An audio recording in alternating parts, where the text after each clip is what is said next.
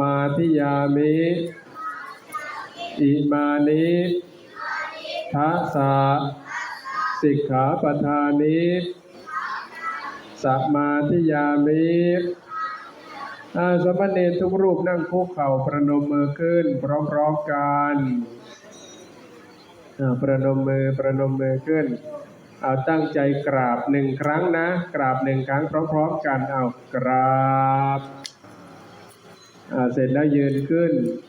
สมณเณรทุกรูปยืนขึ้นประนมมือ